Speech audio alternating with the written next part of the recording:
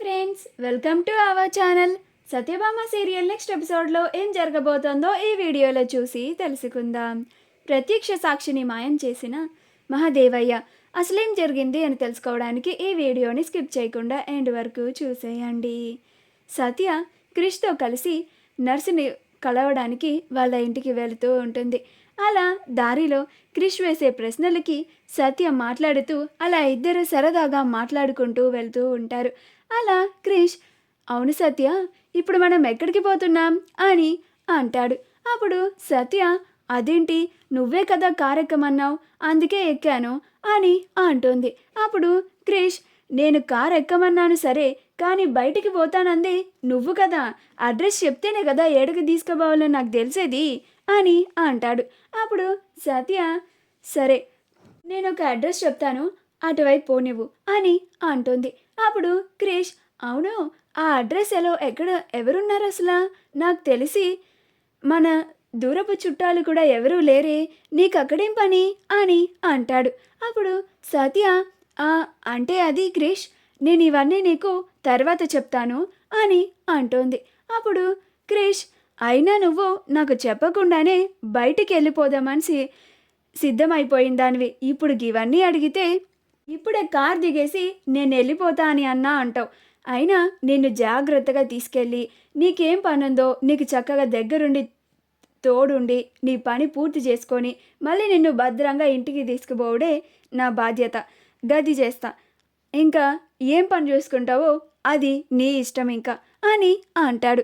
అప్పుడు సత్య, సారీ క్రిష్, ఇదంతా నీకు నేను చెప్పకుండా చేయాల్సి వస్తోంది, కానీ ఇదంతా మీ బాపూజీ నిన్ను మోసం చేస్తుంది బయట పెట్టడానికే, దానికోసమే నేను రుజువులని సంపాదించడానికే వెళ్తున్నాను. ఒకరోజు ఖచ్చితంగా మీ బాపు ఆడుతున్న నాటకాన్ని నీ ముందు ఖచ్చితంగా బయట పెడతాను. ఇవన్నీ నేను ఎందుకు చేస్తున్నానో ఆ రోజు నీకు బాగా అర్థమవుతుంది క్రిష్. అప్పటి వరకు నేను నీకు ఏమీ చెప్పలేను, నన్ను క్షమించు అని అనుకుంటూ ఉంటుంది. అప్పుడు క్రిష్, ఏంది సంపంగి గంతలాగా సోచాయిస్తున్నావు, ఎవరి గురించి అని అంటాడు. అప్పుడు సత్య, నాకు ఎవరి గురించి ఆలోచన ఉంటుంది, నీ గురించే అని అంటుంది. అప్పుడు క్రిష్, నా గురించా, నా గురించేం ఆలోచిస్తున్నావు అని అంటాడు.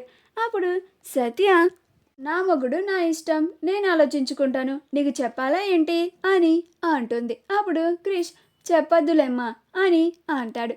అలా వాళ్ళు అనుకున్న చోటుకి వెళ్తారు. అక్కడికి వెళ్ళగానే సత్య క్రిష్లు ఇద్దరు కలిసి వెళ్ళి, అప్పుడు సత్య, ఇక్కడ మళ్ళీ అని ఒక ఆవిడ ఉంటుంది, ఆవిడ లేరా అని ఒక ఆవిడని అడిగితే, అప్పుడు ఆవిడ, ఇప్పుడే ఆవిడని బలవంతంగా కారులో ఎక్కించుకొని ఎవరో తీసుకెళ్ళిపోయారమ్మా అని అంటుంది. అప్పుడు సత్య ఆశ్చర్యపోతుంది. అప్పుడు క్రిష్, ఏంటి సంపాంగి, అసలు మనం ఎవరిని కలవడానికి వచ్చాం, ఈవిడని అడిగితేనేమో ఎవరో బలవంతంగా తీసుకెళ్ళిపోయారు అని అంటుంది అని అంటాడు. అప్పుడు సత్య, సరే క్రిష్, ముందు మనం ఇంటికి వెళ్దాం పదా, ఇప్పటికే మనం వచ్చి చాలా ఆలస్యమైంది, అత్తయ్యకి తెలిస్తే కోపడుతుంది అని అంటుంది.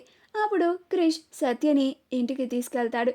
అక్కడికి వెళ్ళగానే మహాదేవయ్య సత్య రావడం చూసి, ఏమైంది సత్య, నిన్ను చూస్తుంటే నువ్వు వెళ్ళిన పని జరిగినట్టు లేదు, ప్రత్యక్ష సాక్షి నీకే కాదు ఈ లోకంలో ఎవ్వరికీ కనపడదు, ఇప్పటి నుంచి నేను నీ మీద శ్రద్ధ చూయించానే అనుకో, అప్పుడు నీకు నొప్పి తెలిసొస్తుంది, ఇన్నాళ్ళు పోనీలే అని ఊరికే వదిలేసిన, ఇక నుంచి నేను ఊరికే ఇడిసిపెట్టాను, ఇప్పటికైనా నువ్వు నీ ప్రయత్నాన్ని మానుకో, లేకపోతే చాలా దెబ్బతింటావు, నీకు ఇష్టం ఉన్న వాళ్ళని వెనకబడి వాళ్ళని బాధలు పెడతా, అప్పుడు వాళ్ళు ఏడవడం చూసి నువ్వు బాధపడతావు, ఎందుకు చెప్పు ఇవన్నీ, నేను చెప్పినట్లుగా నీ ప్రయత్నాన్ని నువ్వు మానుకో, చక్కగా తిని కూర్చొని ఉండి ఇంట్లో అని అంటాడు.